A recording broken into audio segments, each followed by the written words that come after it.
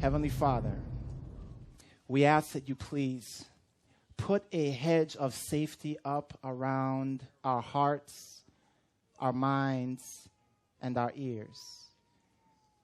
And Lord, please open the eyes of your people that we might see clearly and hear clearly. In Jesus' name we pray. Amen.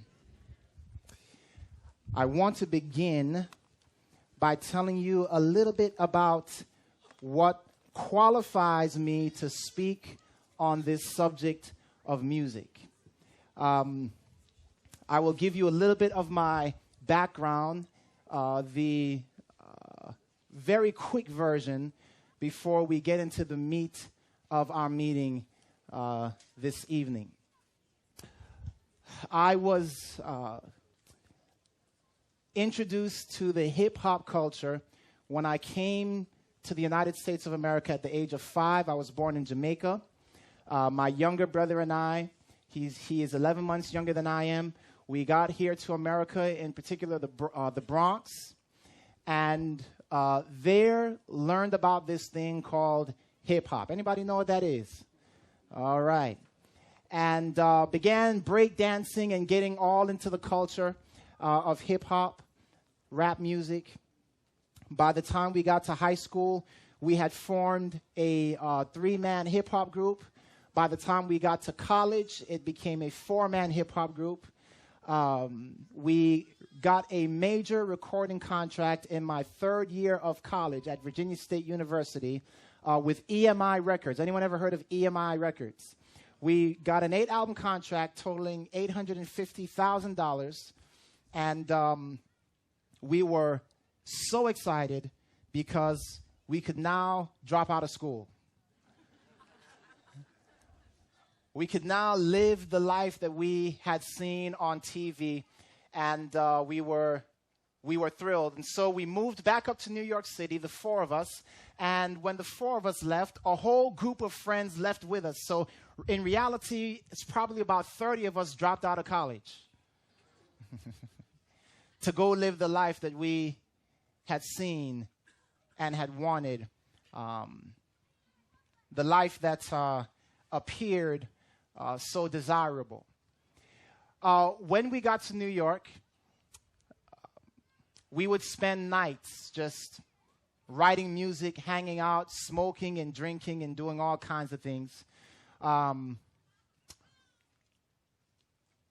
One day, we had people coming in and out of our home all the time. So people we didn't even know. We were stepping over people sleeping on our floors that we had no idea who they were. And it was just that kind of a household.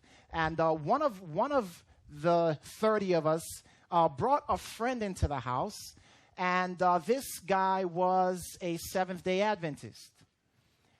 And he wasn't living up to all the light of an Adventist. So here we all are, dreadlocks. Him too.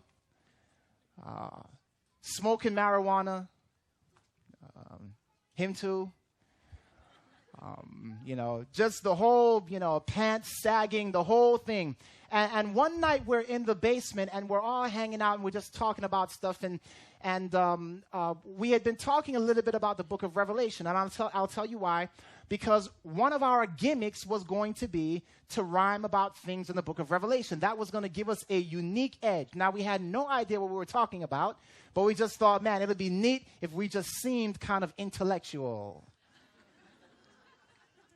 And so we're all downstairs in my basement one day. We're all smoking and, hanging out and drinking and stuff. And then my friend says to me, hey, what day do you guys think the Sabbath is? So we're smoking. Man, what a stupid question. Everybody knows the Sabbath is on Sunday. And he was like, think again. We're like, think again? And this guy our good friend begins to, from memory, break down the scriptures. Train up a child. and so what happened is that very night, we must have stayed up about 2.5 hours with him just beginning to break down the prophecies of Daniel and Revelation. Now, none of us know never heard the term Seventh-day Adventist before in my life. And he begins to break the scriptures down, and we are just so dumbfounded at what he's sharing over the next couple of nights and then weeks and then months. Had you walked into that house, you would have seen like 30 of us 2, 3 o'clock in the morning with our Bibles open, studying the Word of God, and still smoking our marijuana. But God was working with us. Amen?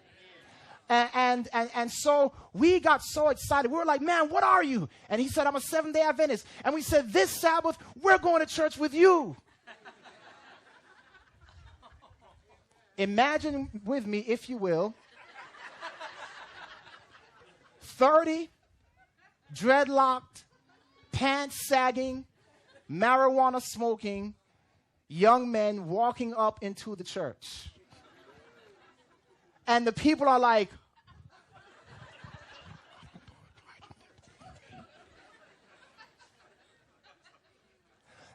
and we were so excited about the things that we were learning. And I'm telling you, the preacher could have said, beloved, remember that Jesus is the Son of God. And we were like, what?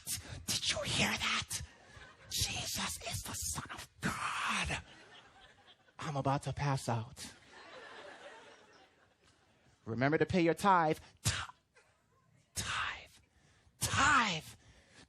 Did you hear that? The truth about tithe. And everybody else was sitting there just like you.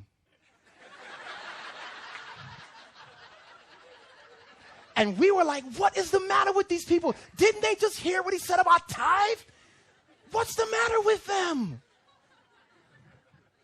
Yes, we were excited. We were gung-ho. And so what we decided to do was we were going to take the three angels' messages and put it into our hip-hop music. So there we were in the clubs. Friday night, and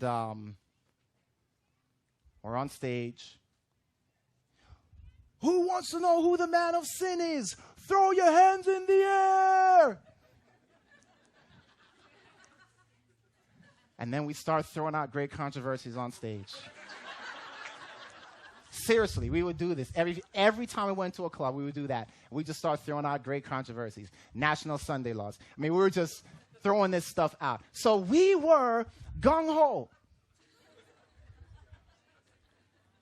You know, a reformation was happening within us. I remember one time, you know, when you're a star, you know, people treat you differently. And women treat you differently. And so I remember after our conversion, you know, one night we were at a club and we had just finished performing, and you know, we were so excited, man. We love sharing the gospel. So, you know, this after the performance, you know, this girl comes up to us and she's like, you know, so where are you guys staying at? And we're like, oh, we're at a hotel down the street. She's like, well, can I come over? And we were like, you want to come to the room, huh? Okay, yeah. Come on. Let's go to the room. She comes to the room. We close the door. Bam! We pull out the Bible. We're about to have a Bible study. Come on. No. Don't get up. Sit down. We're going to have a Bible study. Come on. What'd you think you were coming here for? Huh? The Bible says, thou shalt not. And, you know, we would just do things like this. We were excited. We were gung-ho.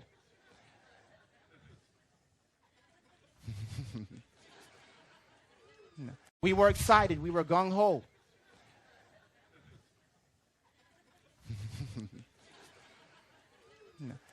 Our group appeared on programs like Soul Train, MTV, Rap City, Rolling Stones magazine, and we were always talking about God and talking about, you know, what it meant to give your life to Christ. And then the Lord began to open our eyes. And I came to a crossroads because it began to dawn on me that light and darkness cannot dwell together. And so what I had to make a decision about, beloved, was not just regular secular music. What I was called out of was what we had now termed Christian hip-hop.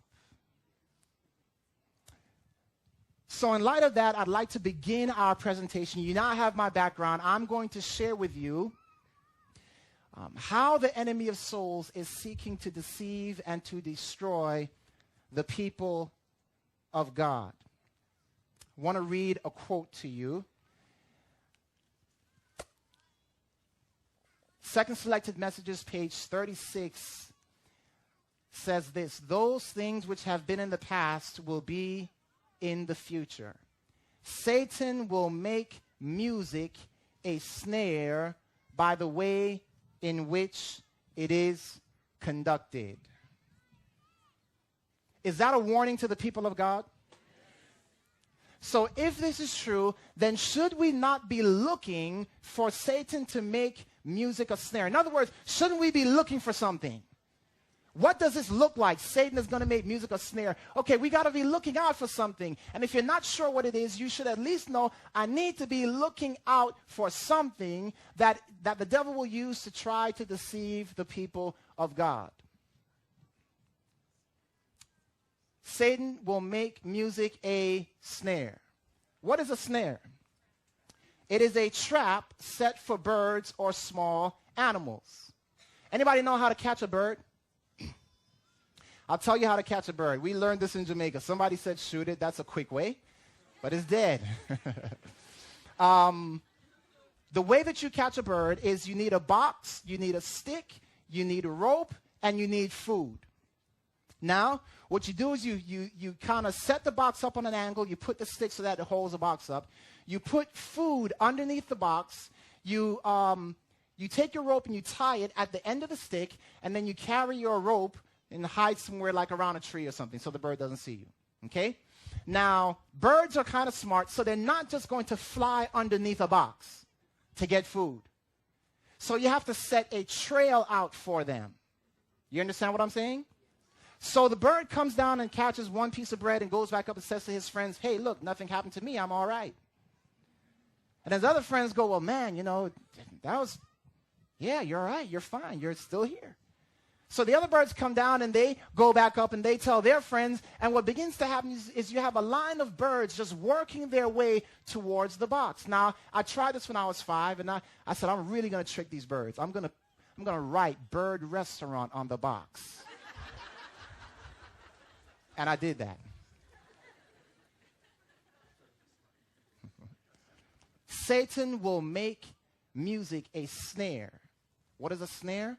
It is a trap set for birds or small animals, or a trap set.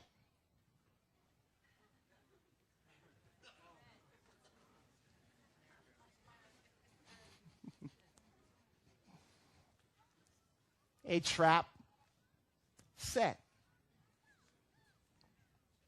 A drum.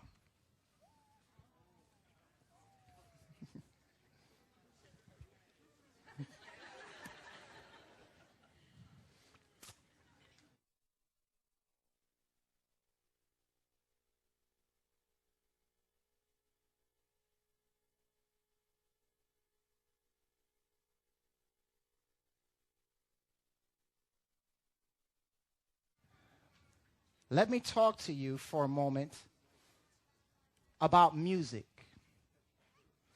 Music is a reflection of who God is. Amen? And as we think of this concept, we need to understand then that if music is a revelation of who God is, then if the devil manipulates music, it can change our revelation about who God is. It can change our perception about who God is.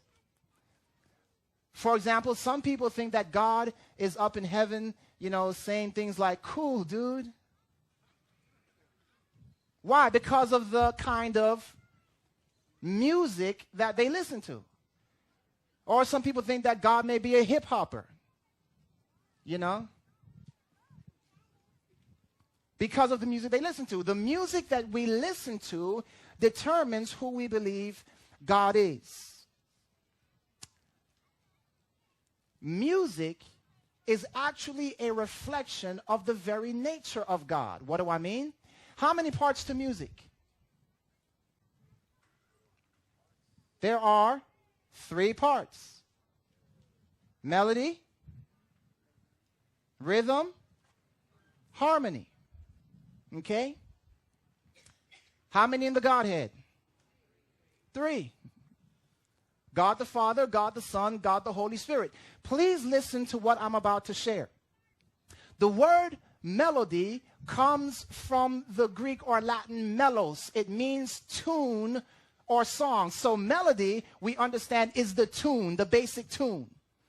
Well, if you were to open your Bibles and look with me in the book of Exodus chapter 15 verse 2, Exodus chapter 15 verse 2, the Bible says, the Lord is my strength and what? My song. Okay? God is our tune. He is our melody. All our songs are about Him. He is our song. Amen? If God is our melody, our tune, then who in the Godhead would most likely represent harmony? Jesus. What does harmony mean? It means the bringing together of 2. So we might say that Jesus is the divine harmony of God. Jesus has come to bring harmony between humanity and divinity. Amen? He is the divine harmony of God. Do you want harmony with God? You must have who? Jesus. Then, if God the Father would represent melody and Jesus would be symbolic of harmony, then which of the Godhead would be symbolic of rhythm? The Holy Spirit. Now, please listen to this. Do you know what the word rhythm means? The word rhythm means movement. Rhythm is the movement of the song. Rhythm moves the song along.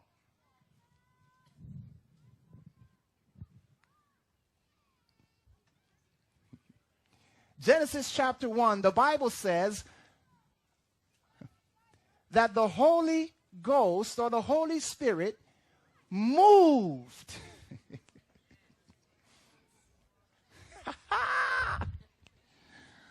Moved upon the face of the waters. The Bible says in 1 Peter that men of God spake as they were what? Moved by the Holy Ghost. You see, the Spirit of God represents movement. If you want to stay in sync with God, if you want to keep in motion with God, if you want to move with God, you need the Holy Spirit. Amen? In fact, when Genesis chapter 1 verse 2 says the Spirit of God moved, the Hebrew word is rakaf, and it actually means to shake. The Spirit of God shook upon the face of the waters.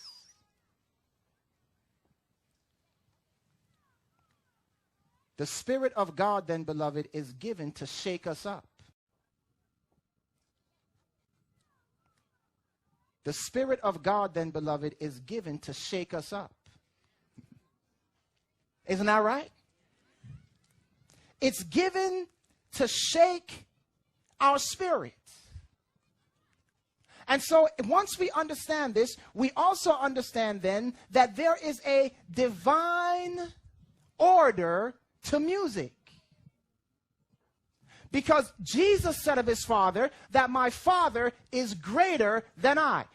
Based on that verse, what takes the precedence in any song? Melody. Harmony is simply there to amplify and to glorify melody. Are you following me? Then Jesus says of the Holy Spirit, when he, the Spirit of truth, is come, he shall not speak of himself. In other words, what he was saying is, look, the Spirit of God does not boast itself. The Spirit of God is not out there in the front. It's silent. It's in the background. That's who the Spirit of God is. So based on that, what is the divine order of music? Melody, harmony, rhythm. Is rhythm bad? Rhythm must be in its correct place. Are you following me so far?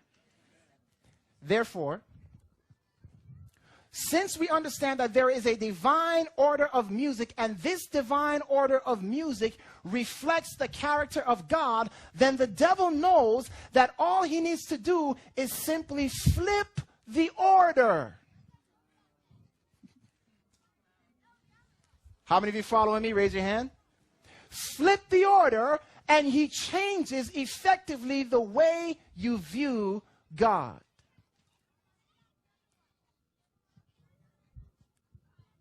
What do you mean, Pastor? Listen to me. Did God give us marijuana?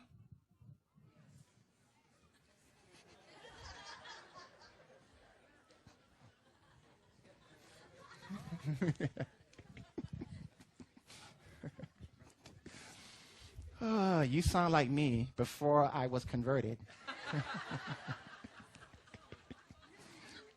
Because that's what we used to say. Can't you see that God blessed all herbs? And we seriously taught, yes, God blessed all herbs. No, beloved, God did not give us marijuana. Marijuana, a poisonous herb, came as a result of what? Of sin. What is sin? Or what went? Let me rephrase that question. When sin hit the planet, what it did was it formed noxious plants. And when you think about a drug, what is a drug? A drug is something, a natural substance that has been separated and amplified. Correct?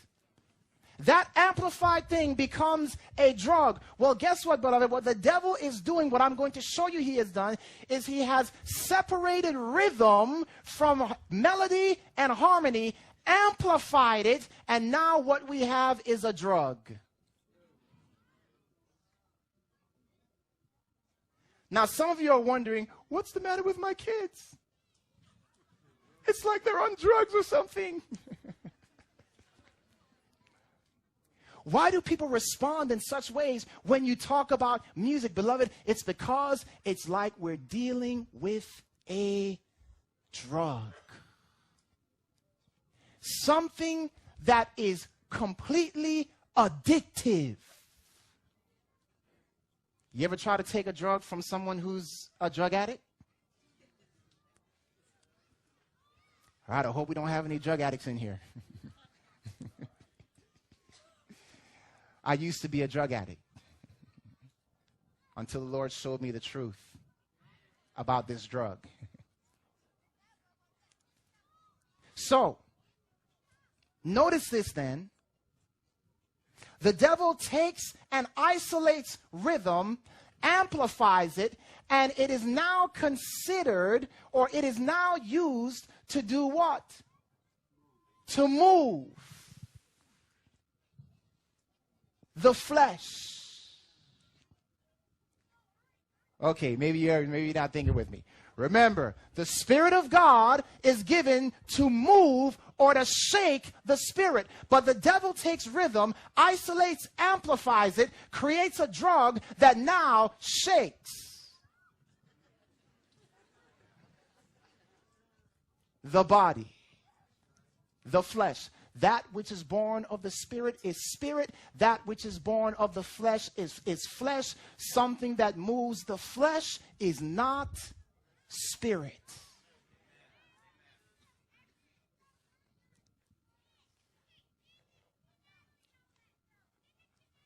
Have you ever seen that? Well,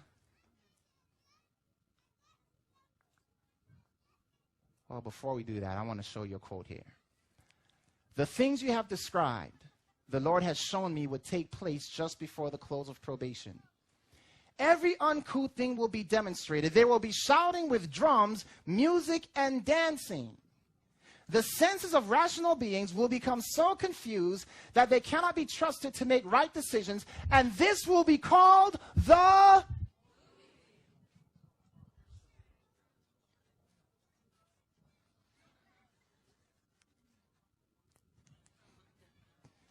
what? So something then about music, the devil would be able to use it as a counterfeit to the moving, say that word with me, moving of the Holy Spirit. People would actually sit in church and think that as this music is moving something else, they would think that it is the moving of the Holy Spirit. I don't think the Lord gave her those words just by accident. How many of you ever seen that commercial? This is your soul. I mean, this is your brain. This is your brain on drugs. All right? This is your soul. This is your soul on drugs. Poem is vexed about apartheid, racism, fascism, the Ku Klux Klan, riots in Brixton, Atlanta, Jim Jones. This poem is revolting against first world, second world, third world, division, man-made decisions. This poem is no secret.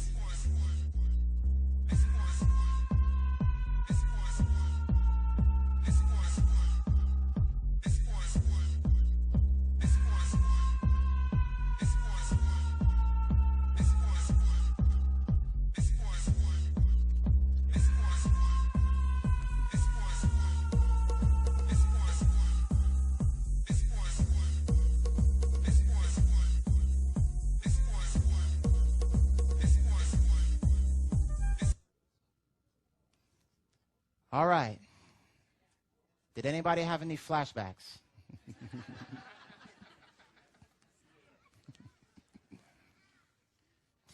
See, what you just heard was raw rhythm.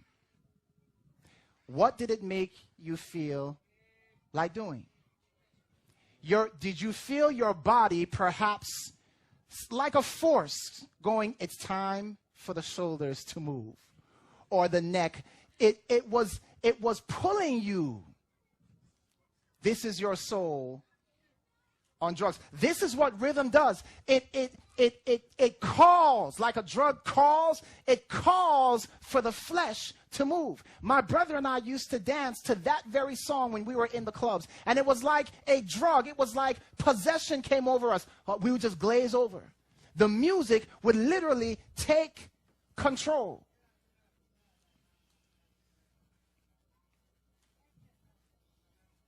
So what we have happening here, beloved, is that the devil is seeking to use rhythm. And in fact, what the devil is really trying to do is he's trying to bring about harmony through rhythm. All right, let me help you out here. God gave Moses 10 commandments to give to the children of Israel. You remember that. And when he called Moses to Mount Sinai, and the children of Israel to Mount Sinai, he told them to put up a barrier around the mountain. You remember that? And Mount Sinai, he told them to put up a barrier around the mountain. You remember that? And we understand that barrier was to say, look, this mountain is holy. Do not touch the mountain. So this barrier was designed to protect, as it were. At that very mountain, God gave the children of Israel 10 commandments, and those 10 commandments were actually a barrier for the people of God. Amen? So God has given us a protective circle, a protective barrier. Now I believe that these principles that God gave us are sound principles. How many of you believe that? The 10 commandments are sound principles. Amen? Or we might say they are sound barriers. How many of you say that?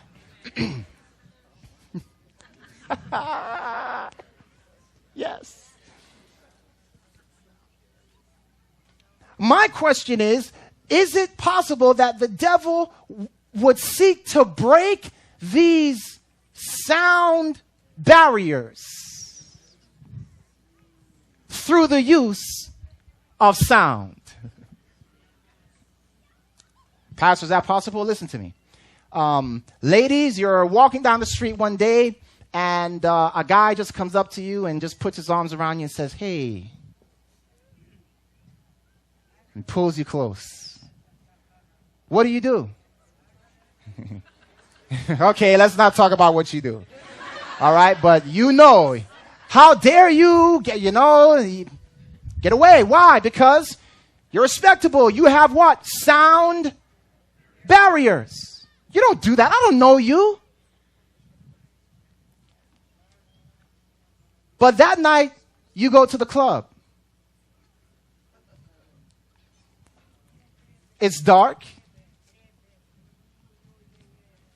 Some guy doesn't know you.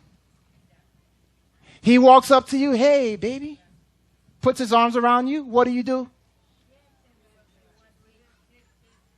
What happens to the sound barrier that you had up that day? It is broken. Why is it broken? Because of the music. Because of the atmosphere. And so what we're learning, beloved, is that the devil will use music in an attempt to break down barriers. Have you heard that before? Music breaks down barriers. Understand with me, beloved, that God has set up sound barriers. It is said that music breaks down all kinds of barriers. My question is, could it be possible that the devil will use music to break down the barrier between the world and the church?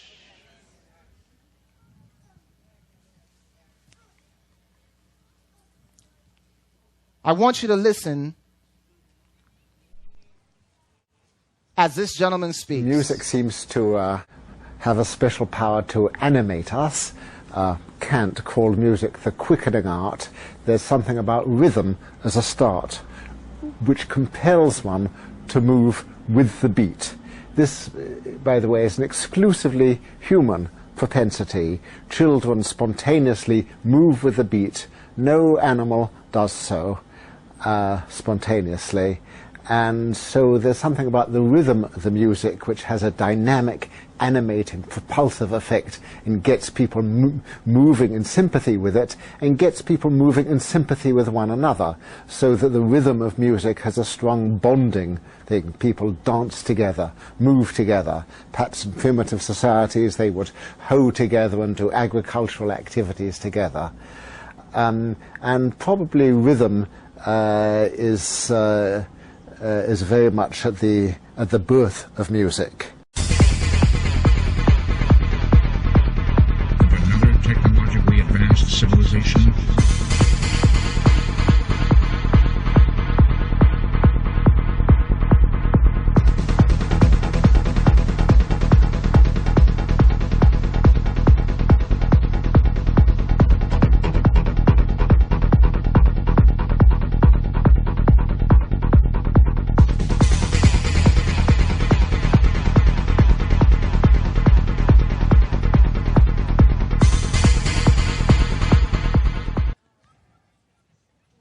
Could it be possible that music is the opium of the people? Now, listen, as I present these, what I hope will happen as a result is you listen to these and people start to say, okay, okay, okay. You know what needs to happen? We need to do that in our churches. We need to get a place where we can say, okay, okay, okay. This need not be played in our churches. You understand what I'm saying? Now, what we see here, beloved, is that the devil has a plan to sink the world together. Music breaks down barriers. There's nothing like music to bring people together, and Satan knows that because he was the chief musician in heaven. The Bible tells us something very interesting here. You see, music has what is called, let's go to Daniel chapter 7. Daniel chapter 7, and I want you to notice something. Daniel 7, verse 25. Daniel chapter 7, verse 25. Please notice what the Bible says here. You all should know this verse. It is speaking about Antichrist. And it says that Satan, or rather that Antichrist, really, who's behind him, it is Satan, would think to do what? Change times and laws. Change times and laws. And it's a known fact that rock, hip-hop, R&B, and all those styles of music are based upon a certain time signature called 2-4 time. He shall think to change times. You say, Pastor, you got this wrong here. This is clearly talking about prophecy. It's talking about the Sabbath. Well, let me tell you something. You see, what you don't realize here is Daniel 7:25 is actually talking about rhythm.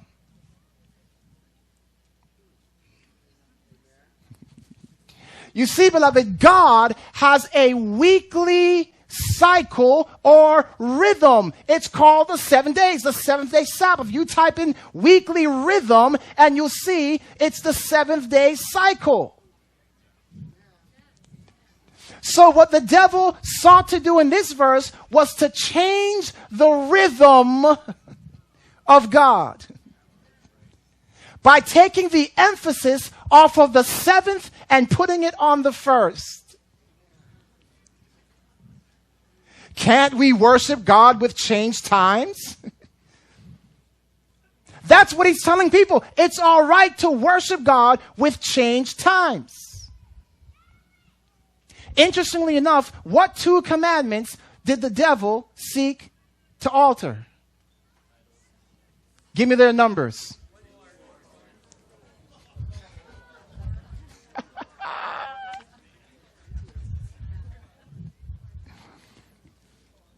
Two, 4. I tell you, beloved, listen to me. As a result of the devil seeking to change the rhythm of God, what he's really trying to do is to get us out of rhythm, out of sync with God. And as a result of anyone attempting to change the rhythm of God, what is the result? We as Adventists, or the Bible calls it the what? Mark of the beast. So the devil has a mark, and that mark is whenever he attempts to change or alter the rhythm of God, it reveals the mark. My question is the devil's music marked? In other words, how can we tell the signature or the mark of the enemy's music? That's the question. Because if we can identify the mark or the signature of the music, then we know without a shadow of a doubt, we can listen to a song and say, there goes the mark. Wouldn't you like to just be able to do that? That makes your neck. Are you following me? It is that thing that moves the flesh where you feel the urge to dance. So that wherever you hear that signature, you know what? Whose music? Satan's. All right, are you following me? So we're going to go to our next slide. If we were to think about Amazing Grace. How many of you like the song Amazing Grace?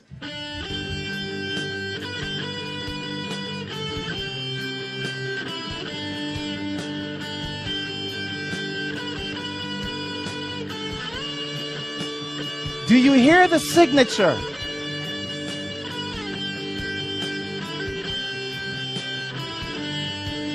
Do you hear it?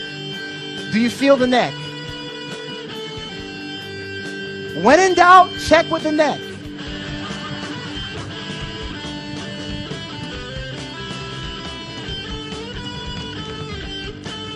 Okay.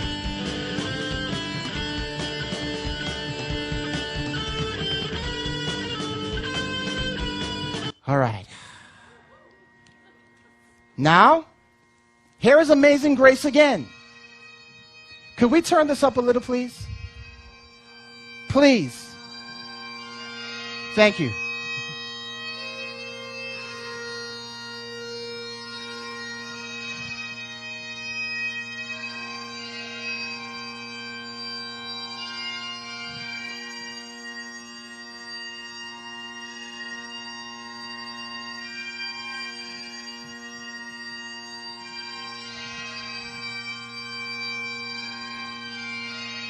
Isn't this beautiful?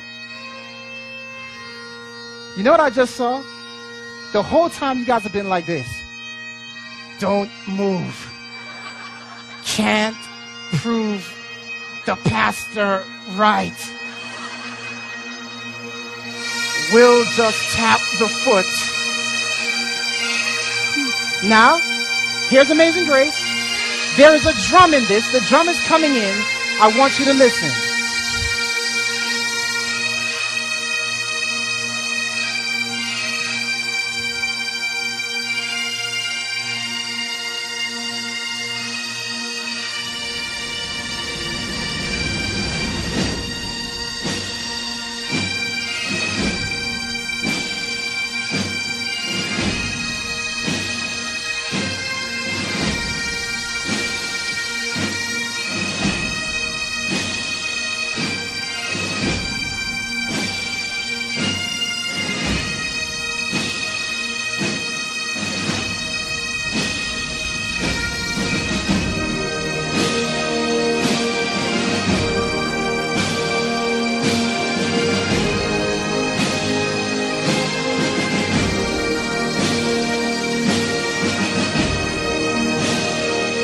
All right, I'm going to pause it.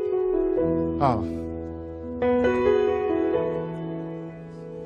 Let me pause. Can I pause this? How do I pause this?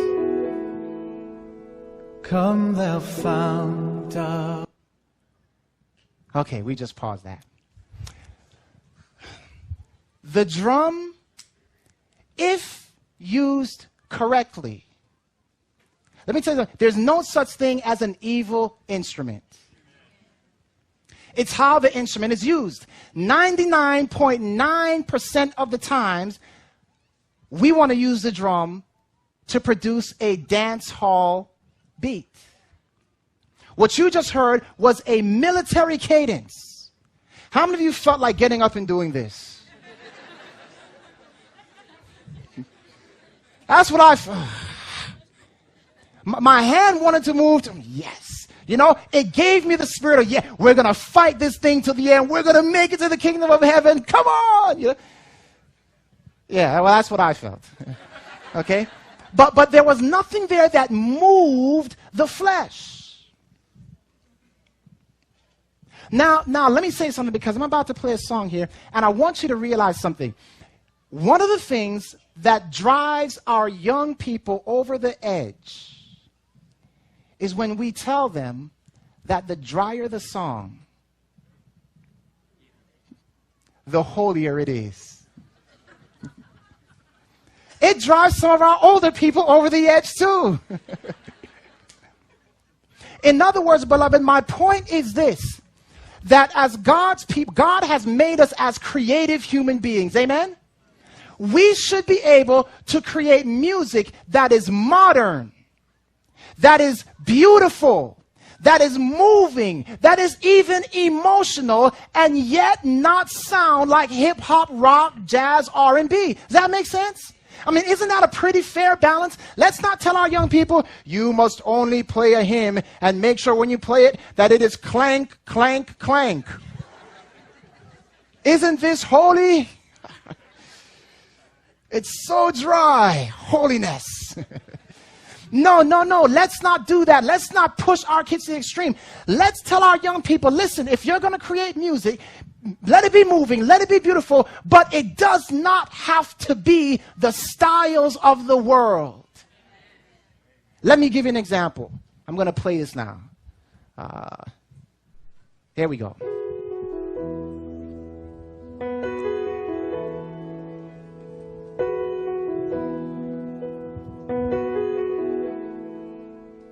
Come thou fount of every blessing, to my heart to sing thy grace.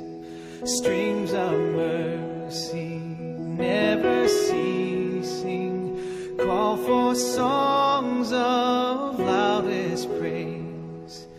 Teach me some melodious sonnet, sung by flaming tongues above. Praise his name, I'm fixed upon it, the name of God's redeeming love. Hitherto thy love has blessed me, thou hast drawn me to this place, and I know. All right, let's pause it. I don't know how to do it up here. Okay, guess what? That was a beautiful song. When you sat and listened to that song, all of a sudden, you know, the other songs we listened to, you felt yourself. This song, there was nothing pulling the flesh. You were able to sit back and just say, you know, when I do this and I look in the audience, I see people actually go,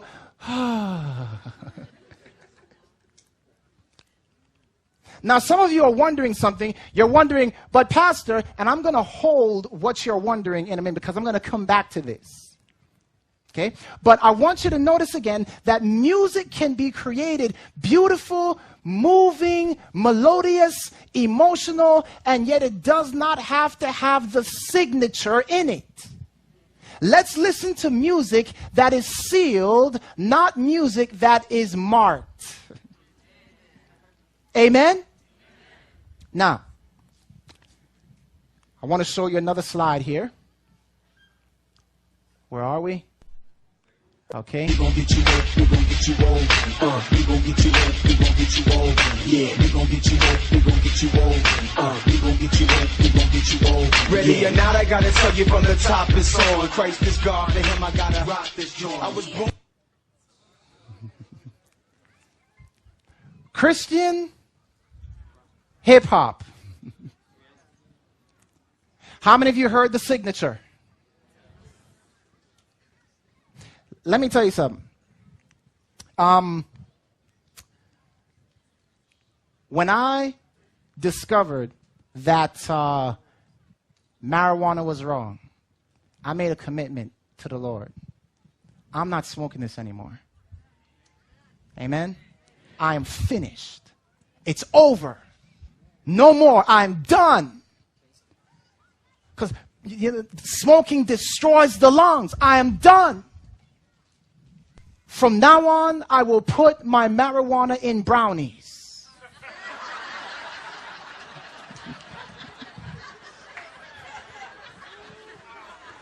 You see, I was beginning to become health conscious. And so let me share with you, beloved. The devil is a drug pusher. He doesn't care how you take it. So let me share with you, beloved. The devil is a drug pusher. He doesn't care how you take it.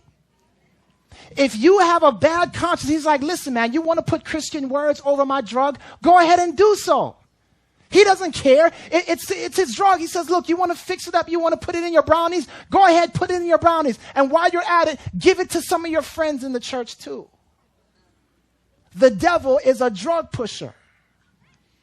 And he's pushing this drug into the church.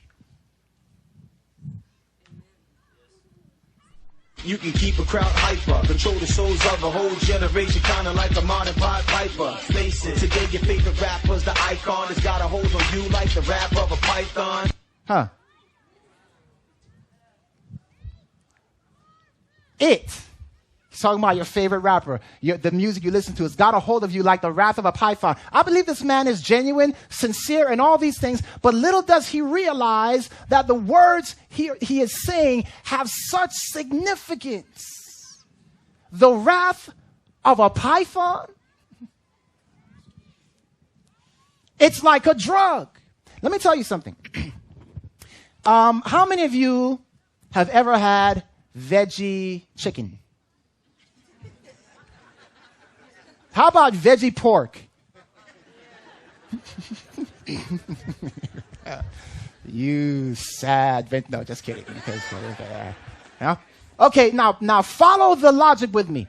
Why is veggie pork veggie?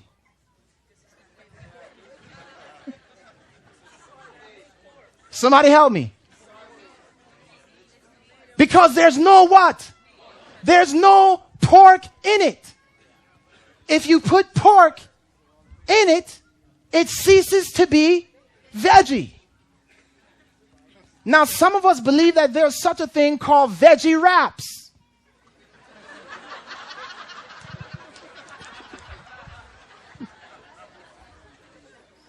Or veggie rock. But if there's any rock or wrap in it, it's no longer veggie. I thought it was good. It's the real thing. There can be no such thing as veggie rock or veggie wrap. Now, the world believes that, and some Christians believe that.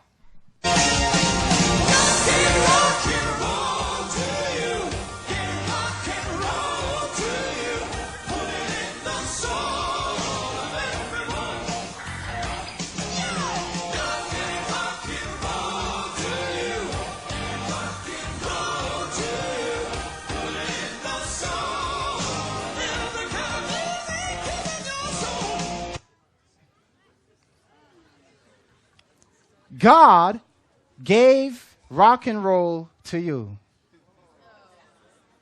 That's what he was saying. Christian rock band, Petra. God gave rock and roll to you.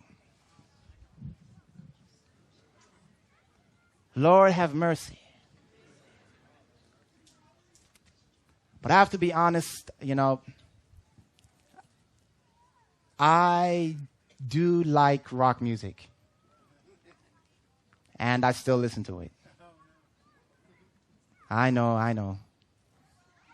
But I think that every Christian should listen to rock music.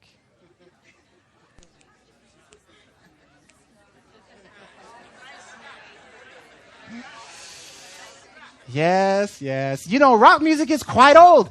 That's what the Israelites were listening to back there, Rock music, yeah.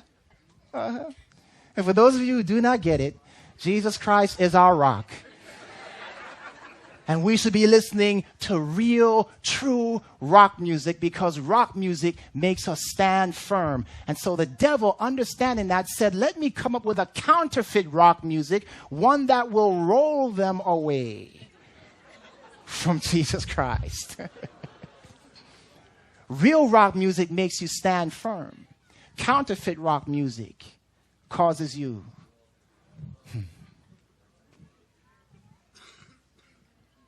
Yes. Yeah.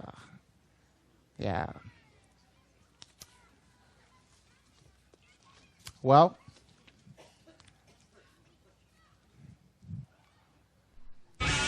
this is the group that they got it from.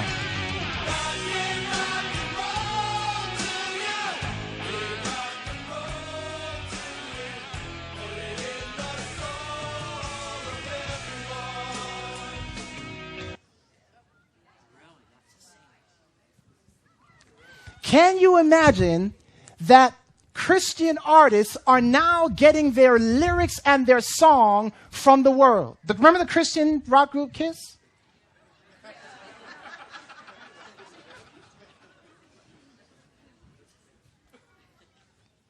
I mean, what is going on? Have you ever walked into a Christian music store and seen something like, if you like, and they'll name the secular artist, then you'll like, and they name the Christian artist? I mean, what is that? Who are they listening to? Who is that artist listening to that is enabling them to sound just like the artists out in the world? The devil is trying to close the gap, if you will, beloved. He is trying to make a bridge between the world and the church. You see, 1 Samuel 15:23 tells us that rebellion is as the sin of what? Of witchcraft. And the devil is all about trying to bring rebellion in the church. Give me another name for rebellion. Another word for rebellion. Mutiny. Defiance. How about revolution? Did the devil try to bring about a revolution in heaven? Huh? He tried to deceive 1/3 of holy angels. Beloved, let me tell you, the devil wants to bring about a revolution in the church of God.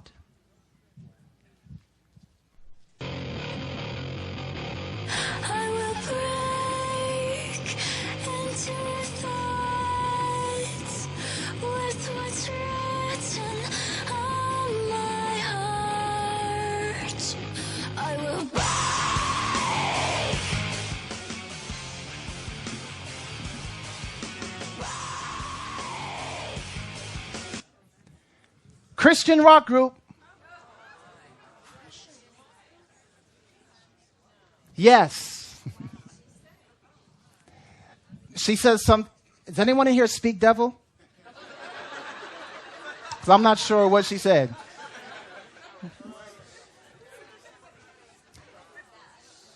Something about pray. But listen to me, beloved. You're looking in awe and you're going, well, we would never get there. But remember, how do you catch a bird? You start out at one place, and what happens is you begin to get closer and closer. A bird is too wise to fly underneath a box. The devil knows you're looking at that now. 20 years ago, our young people looked at that and said, what is that? Now our young people, there are Christian young people, Seventh-day Adventists that I know personally that are listening to this group. Well, I don't even want to. Yeah. It's a crazy group called Fly something. Yeah.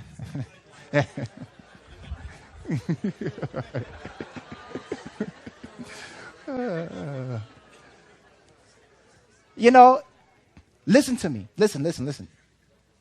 The devil is trying to move us step by step. Our young people, even if they are godly, you want to know why they know these groups? Because they have friends who are telling them about it. I guard my kids' music, but they know.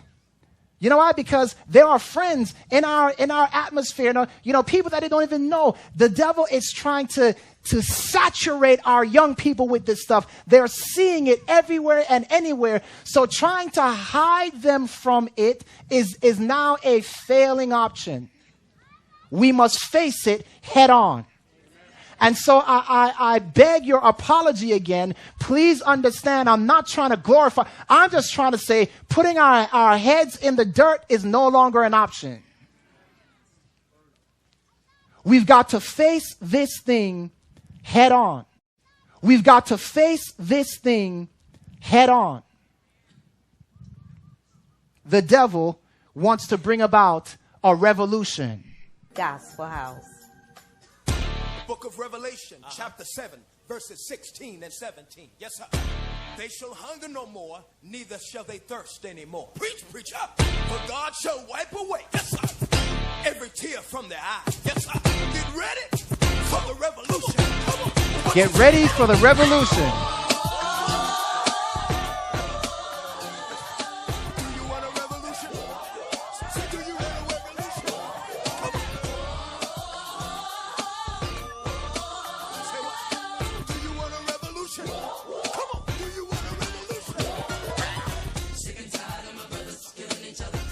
How many of you see a club scene? Just raise your hand so I can see.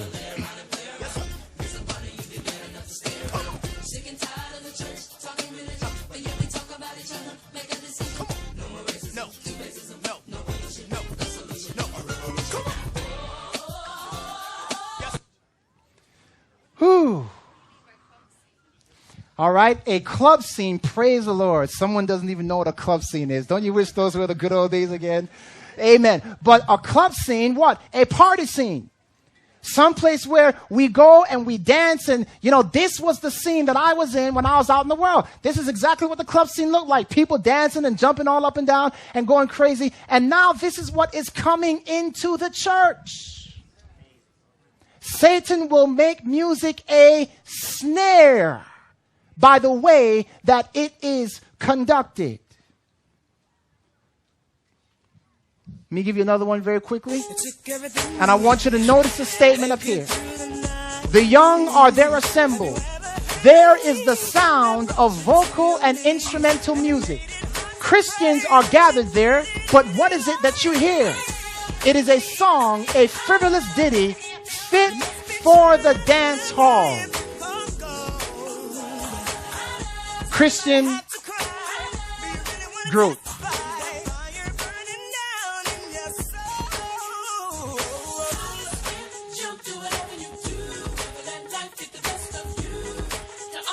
Behold, the pure angels gather their light closer around them, and darkness envelopes those in that dwelling. The angels are moving from the scene. Sadness is upon their countenances.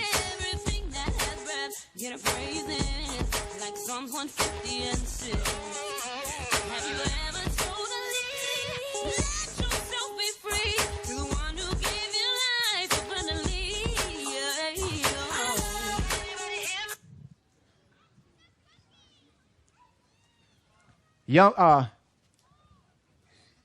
parents, adults, this is what our young people are up against. Please, don't give me any crazy looks. I understand the abomination. Let me just say clearly. I understand the abomination. Amen? What I'm telling you is that if you do not explain to your children, if you do not, maybe it's you. But if we don't begin to understand what is going on and what the devil's plan is, we will end up in a snare. And it's already happening. Light and darkness cannot mix together. The wine of Babylon. What is wine?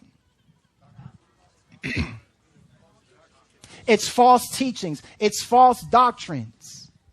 You ever heard this? A little bit of wine, you know. Do you know how the medical field says wine is good for your stomach? Or for your heart? Is that true?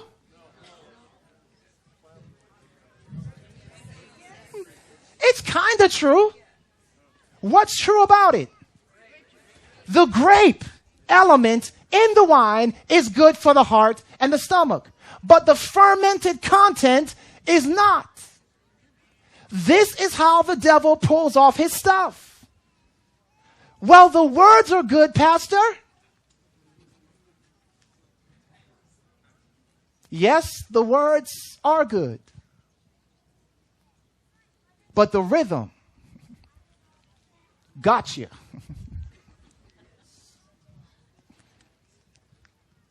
Light and darkness cannot dwell, cannot mix together. The Bible tells us that we should not seek wine, strong wine, because at the last it biteth like an adder, and we will say, when will I yet what? Seek it again. We become addicted to it. You remember the story where Saul told Samuel, God has commanded you to destroy the Amalekites? And destroy how much of his stuff? Everything. What did Saul do? He kept the best of everything. He kept the best of the sheep and the best of the flock. And when Samuel comes along, he says, hey, what did you do? And Saul said, well, I did what God told me to do. He said, no, you didn't. He said, I hear sheep bleeding in my ear. You may not understand the significance of that. That word bleating is actually translated as song or music. What is that sheep music I hear, Saul? You didn't get it. Did you destroy all the Amalekite stuff? Yes, I did. Well, what is this sheep music I'm hearing? Oh, well, I'm dedicating it to God.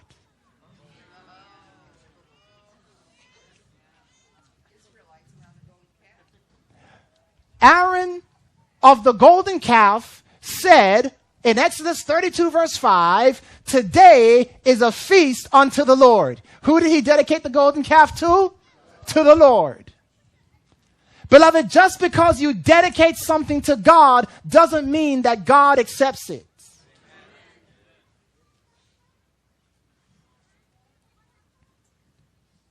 The devil is pushing a drug into the church. I want you to notice the following. Well, let's get a little bit of refresher here.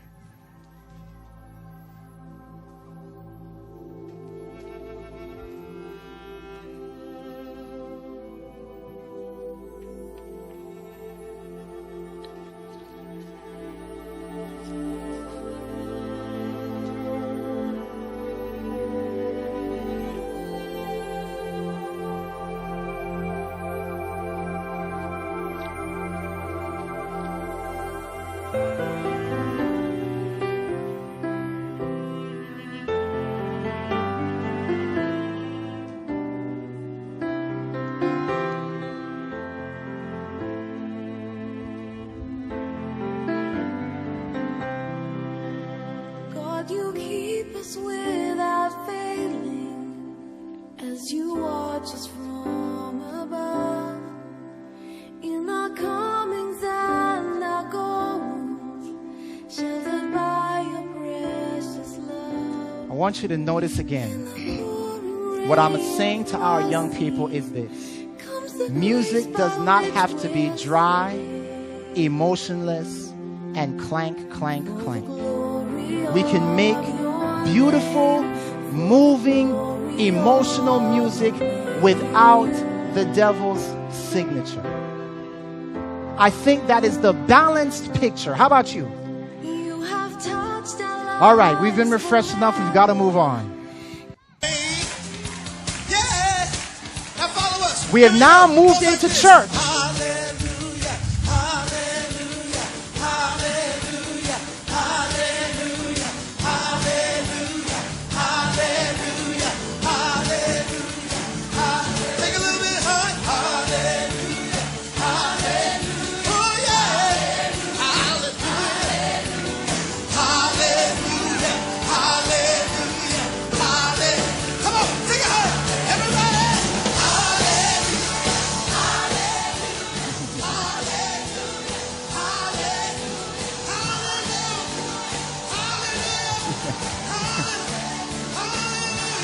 Beloved, let us not be looking at our future.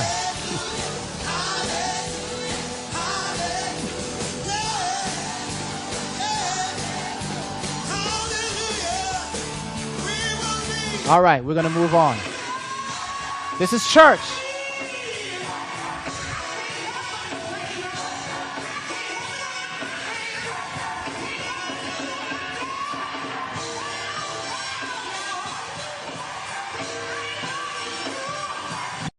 You are getting a glimpse of the possible future if we do not take heed to the counsel of God. In fact, let me say that this is not the future. In some places, it is the present.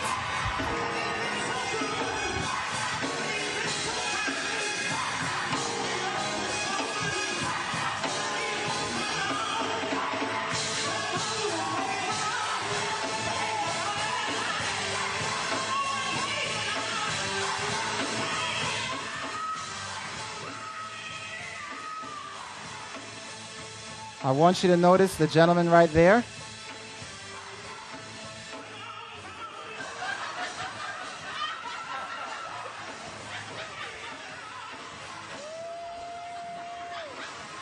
My sound people have turned it down. I need it back up at least a little bit, please.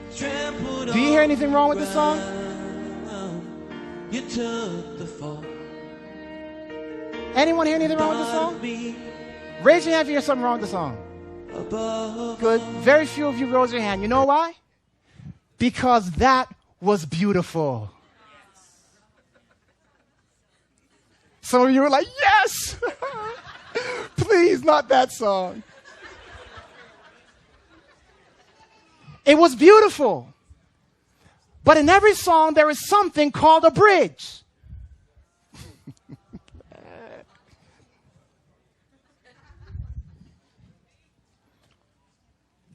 It is something that connects one part of a song with a new part of the song. And what you'll notice about this song is that this song is based upon a pattern where it's real easy. Just let me show you the bridge.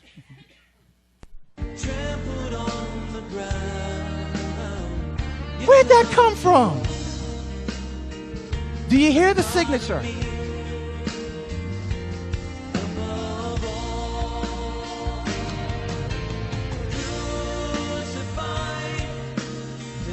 Raise your hand if you hear the signature. Okay, now, let me explain to you what just happened. You see, I have an issue here, I hate to say this, but I have gambled before. And I even gambled today now. And you're like, Pastor, I can't believe you're saying that. Listen to me. Praise God for iTunes. Anybody have iTunes? Praise God for iTunes. Because you can go on and buy just one song. You don't have to buy whole albums. So I'll get on iTunes, and they allow you to listen to like the first 30 seconds of the song. And I listen to it like, yes! This is a good song. And I'll click buy, and I'll buy the song. And deep in my heart, I'm like, Lord, please, don't let second 31. And sure enough, I'm sweating, and I'm like, please, please, please. It's good, it's good, it's good. 29, 30, 31. I lost another $1.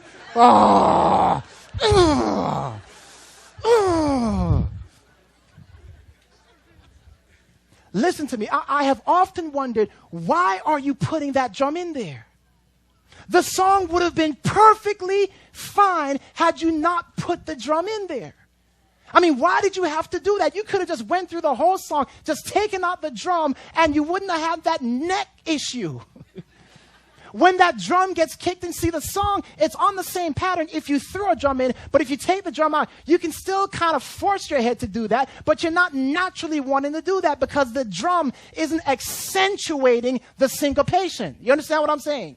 It's not amplifying it. So when the drum is put in there at the bridge, what is a bridge? It is something that brings two things together. Amplifying it. So when the drum is put in there at the bridge, what is a bridge? It is something that brings two things together. And so, beloved, we don't understand. Sometimes we'll hear a song, and just like you said, I asked you, and I know I have some good musicians in here that have good ears, and I said, what's the matter with that song? And none of you raised your hand because you were correct. There was nothing wrong with the song, but then what the devil did was he brought in the bridge and put his signature there. Now you say, Pastor, what's the matter with that? It's not cocaine. It's marijuana. It's soft drugs. It's the gateway drug. You see, what the devil wants to do is he wants, first of all, when I show you those earlier clips, it was like, oh, yeah, that's bad. We do, ooh, ha, ha. But now I show this, you're like, oh, well, that's not so bad, is it? It's just a little bit. It's like someone saying, Pastor, you don't understand. I can drink one glass of wine. It has no effect on me. I didn't want to move or dance. It's simply because you have been desensitized. Some of my friends back in college, they could drink like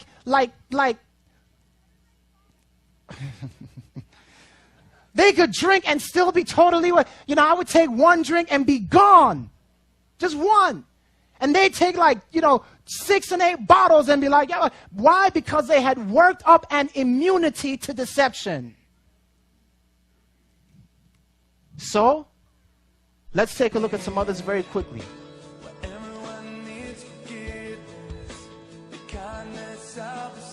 Now this is soft, but you hear the signature right away, do you?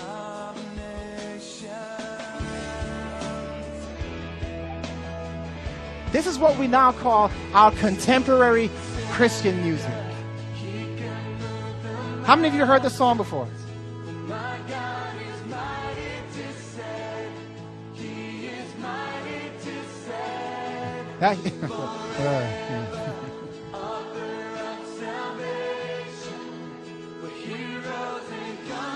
I want you to listen.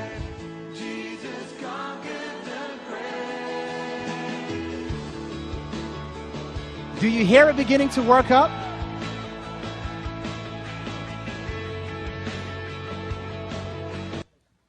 All right. Here's the same song.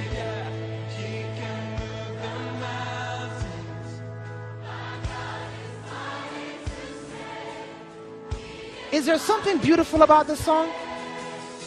Admittedly, yes. The best poison of the devil is the most attractive poison.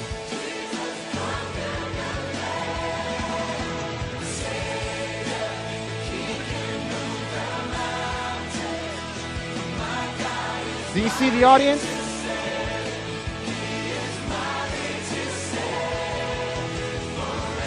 You see him jamming?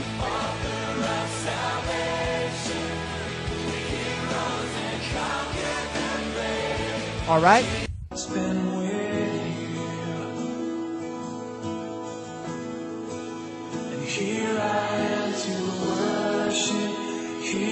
Don't cry, guys. Don't cry.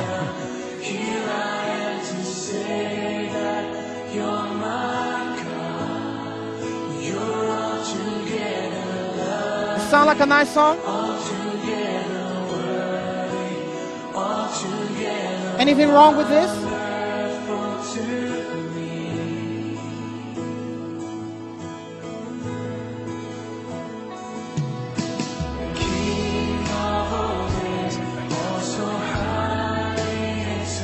Do you hear it? How many of you are understanding? Okay, very good. Okay?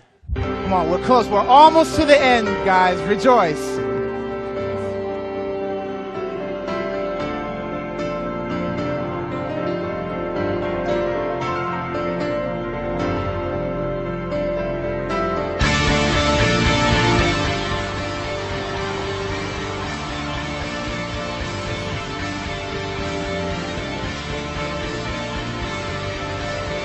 This is a group,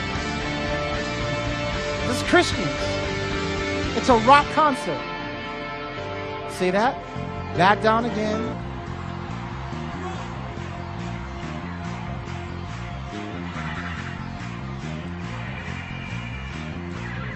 Take a look at the future. No, at the present.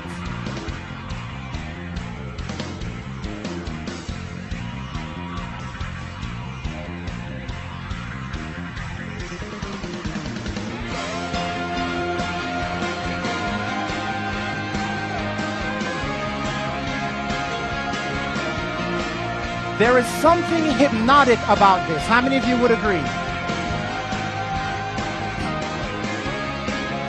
Look at the audience.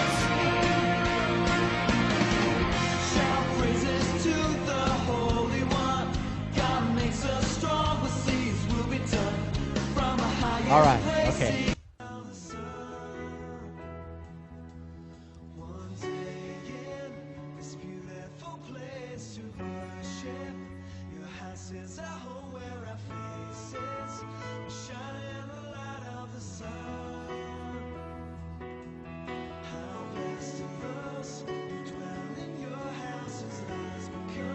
What I'm showing you, beloved, as you watch, is that the devil will start us out soft. He starts you on marijuana and eventually moves you to crack cocaine.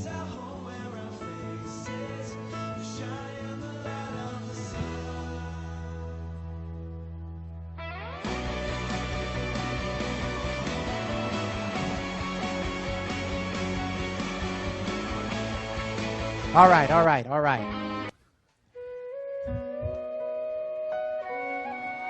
Let's get refreshed. Whew. By God's grace, this is the last.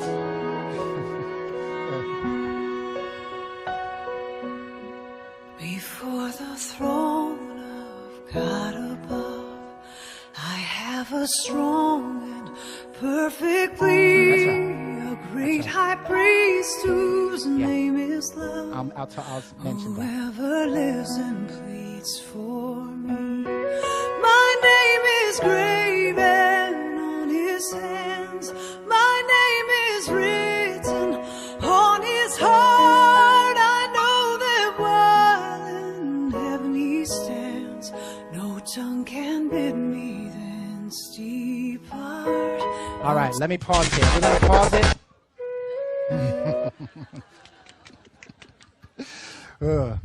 We're gonna wrap this up. I have 3 slides left. We're gonna wrap this up.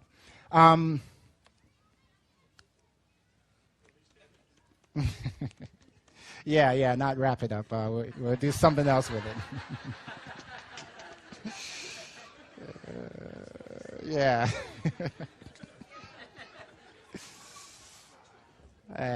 Yeah.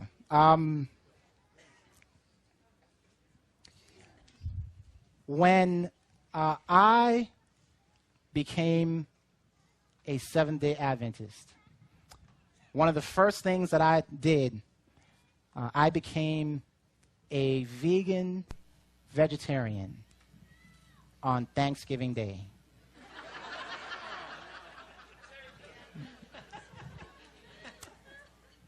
And I said to myself, if I can overcome on Thanksgiving Day. Now, I'm Jamaican, and my family, gigantic pork, meat, just eat meat eaters. So I'm spending Thanksgiving with my family, like hundreds of people, and there's just flesh food all around me. And I say to myself, I will eat rice and salad and stuff myself so that I will not miss anything. And I ate so much rice and salad. People sat next to me, I'd get up and move. I will bear my cross. I gave up milk, dairy. And you need to understand the significance of that because one of my most favorite foods in the world was cereal. And so I believed and conditioned myself, that's it. No more cereal. Myself, that's it. No more cereal.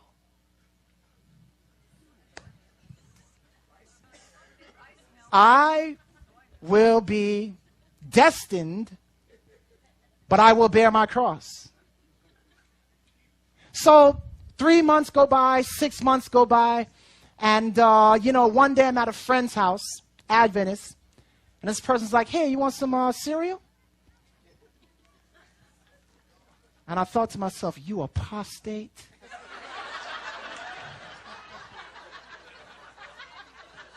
Trying to tempt me behind closed doors? How dare you?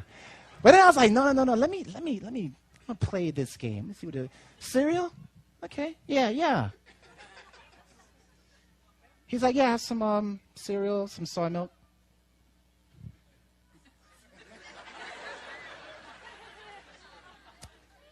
What'd you say? Soy milk, yes, soy milk. Soy milk? Hmm?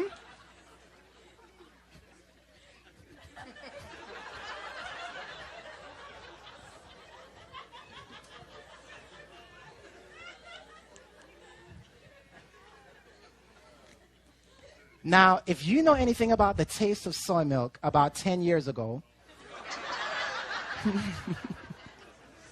you would know that it was horrendous. But beloved, listen to me. when I had that bowl of cereal, it was the best bowl of cereal I had ever had in my life. You see, beloved, when we become Christians, God retrains our taste buds. He makes it so that the things we once desired, we no longer desire. And I know you're thinking, well, Pastor, veggie chicken. Yes, that's because there's no real chicken in it. There is no veggie rap. There is no veggie rock. There is no veggie jazz. And so God says, I'm going to retrain your taste buds. Listen to me. Wolves do not like sheep food.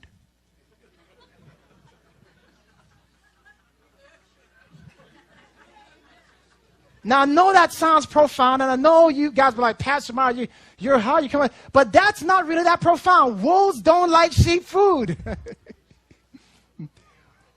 Sheep food is for sheep.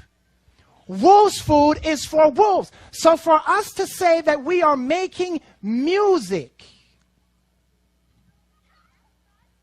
Christian music, sheep music for wolves,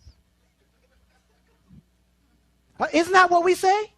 We're trying to reach the world. Wait a minute, the world does not respect Christian music. The world does not respect Christian rock or Christian rap. Real rappers reject Christian rappers. They're saying, why are you faking? Why would I want what you have when you want what I have? The church is being, instead of evangelizing, is being evangelized. The world is now telling us what kind of music we ought to play and how we ought to dress.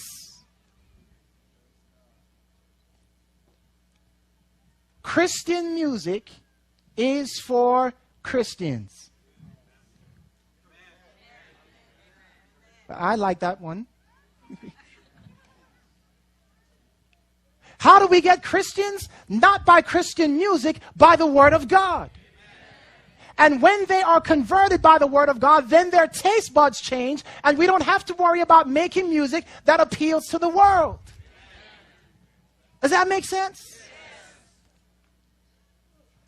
It's simple, beloved. The devil is trying to link the world with the church. I want you to notice our last 3 slides, then we will close.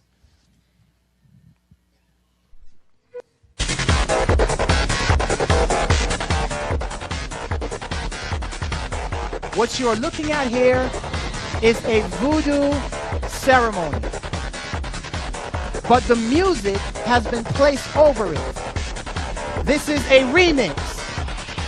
And yet, they are able to move in sync with the club music. So, beloved, if you want to take a voodoo ceremony and then take a scene out of a club and just mute both of them, guess what you'd see? The same thing. Let me make a mention here very quickly. You know, some people come up to me after and say, Pastor, are you condemning all black music? Now, just in case you didn't know this,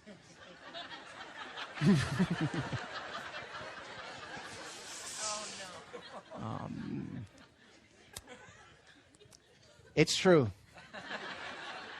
I do have black in me. Okay?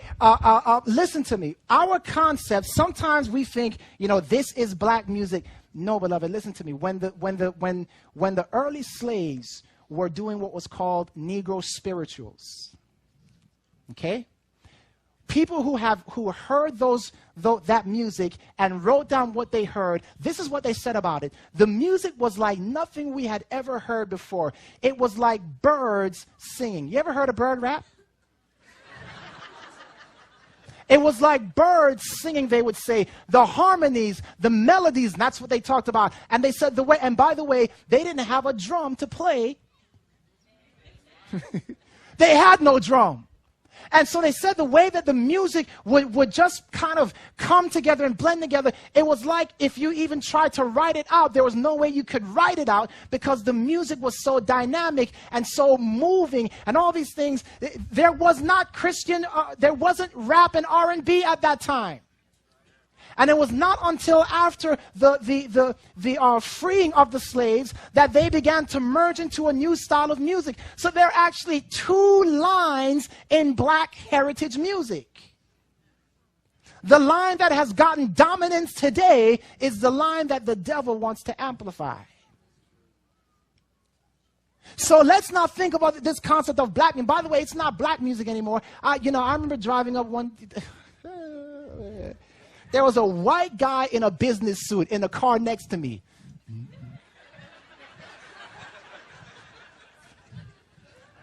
And I'm like, what is this world coming to? And this white guy, like in his 40s, look at me with an attitude, like in a business suit. This music is breaking down barriers. Here's another one. This is now hip-hop. Voodoo ceremony.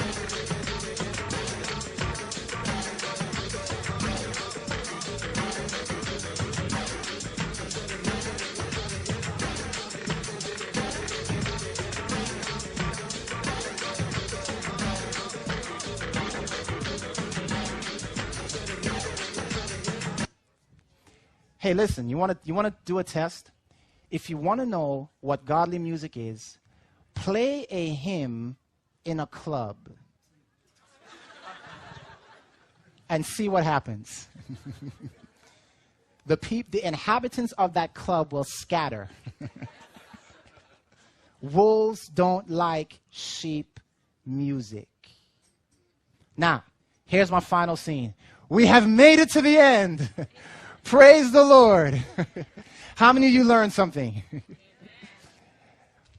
Here's our closing scene. And beloved, without this scene, you cannot get the full ramification of what the devil is out to do. So brace yourself. The devil is attempting to sync the world with the church. Here's our final slide. It is a voodoo ceremony. Slide. It is a voodoo ceremony.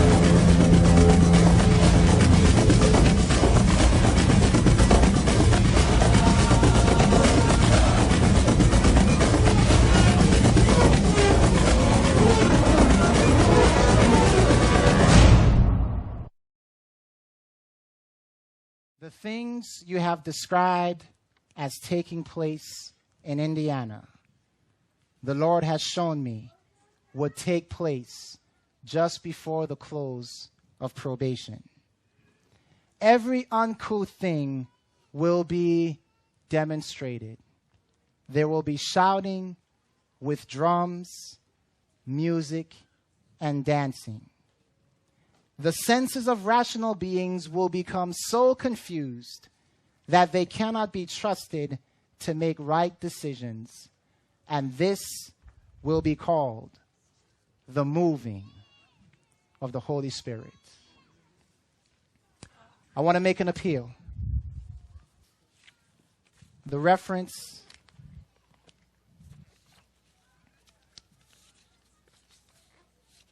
where are you? I'll give it to you afterward. I want to make an appeal. David, by the gift that God had given him, was able to play demons out of Saul. God is looking for musical warriors. Musicians who will say, I will be the head and not the tail. I don't need to follow the styles of the world in order to make godly, glorifying, beautiful music. God is looking for musicians and the lovers of music to stand strong without compromise for him. And my appeal is simple. It is this.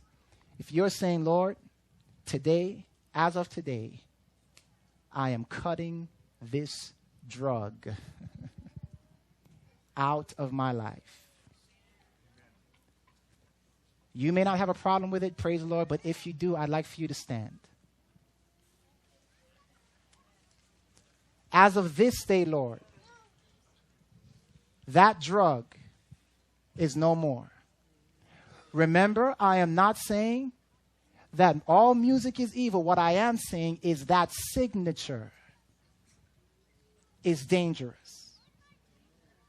Now, praise God, some of you have stood, but there are others of you who the devil is whispering right now saying, you can't give this up. It's like making an appeal to a person on crack cocaine. And I understand that it is difficult, but I'm telling you today, by the grace and power, supernatural power of God, you can say, Lord, that's it. No more. I'm making my stand today. So I'm going to ask for those of you who need to stand and know that you need to stand. The devil's saying, come on, don't do it. You can get rid of your stuff next week, but just give me 7 more days. Just give me 5 more. Don't listen to the devil. I'm asking you to stand, please. Please, amen. Amen. Amen. I know. Giving up cereal was a hard thing. I understand, but let me tell you, soy milk today is the best thing in the world. It has come a long way, beloved. And God is about to do something powerful through his musicians. So you might say, what do I listen to now? You know what? Just step back. Music is not the gospel. The word of God is the gospel. So if you have to set the music aside for some time, just step back. Say, Lord, I need some time to think. I need some time for you to retrain my taste buds. Step back. Give him that time and see if listen to me.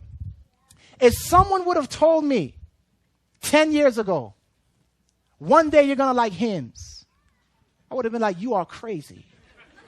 I'm not gay. How dare you? And then they would have said, no, a hymn, like, what you find in a Christian songbook. Oh, a hymn. Are you crazy? No, I wouldn't like a hymn.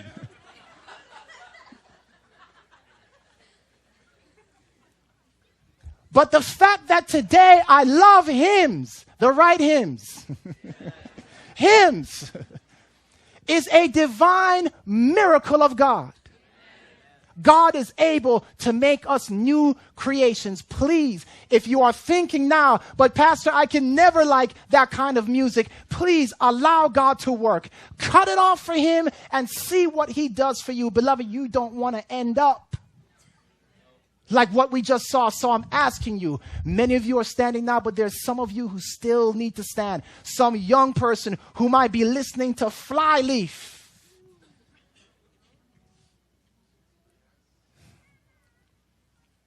Or you're just on marijuana. Please stand. Amen. Amen, my sister. Please stand. Amen, my brother. Amen. Please stand. God has something so much better. Please stand. Come on. Now is the time. Don't wait, beloved. If the conviction goes away, if you're feeling the Spirit of God and you deny that conviction, it will take a message more powerful than this one to bring conviction to you again. And I don't know if you're going to be able to stomach a message more powerful than this one. Now is the time. Don't let the Spirit of God, don't grieve the Spirit of God. Please stand now. Make your stand for him now. Would you stand, please? Amen. Would you stand, please? Amen. Amen, my sister in the back. Amen. Beloved, please, some of you may be running out of patience, but, if this message wasn't for you, if you had it all down, amen. But there are others in this audience today. Yes, I know it's Weimar. But there are even sinners in this place.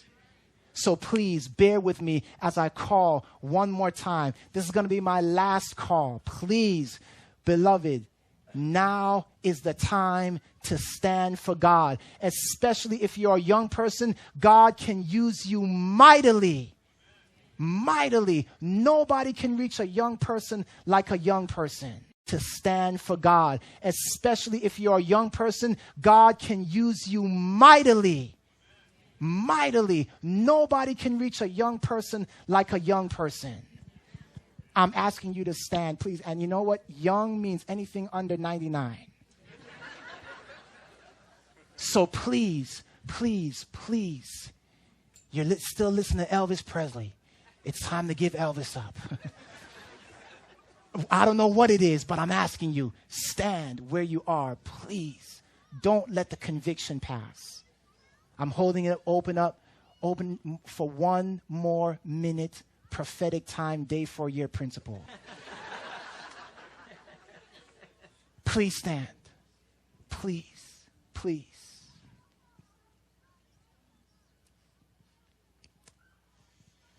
Heavenly Father,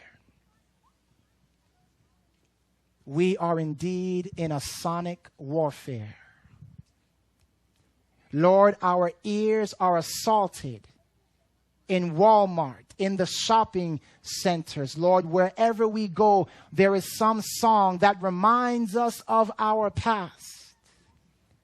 The devil is truly warring against the people of God, attempting to trap them in a snare.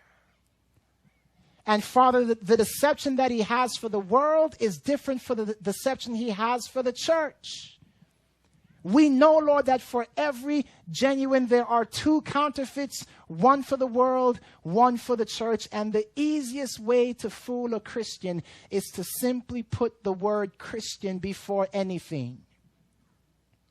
Lord, help us to be wiser than that. Lord, help us to test the fruit. And Father, finally, we want to ask that you would give us power to remain firm on our convictions. Lord, we thank you for speaking to us. We ask, Lord, that you would now cleanse our ears, our hearts, our minds. And Lord, may we engage in the sonic warfare of the loud cry against the enemy of souls, bringing his kingdom down with holy words, holy songs, and holy lives. Thank you, Jesus, for hearing our prayer. Amen and amen.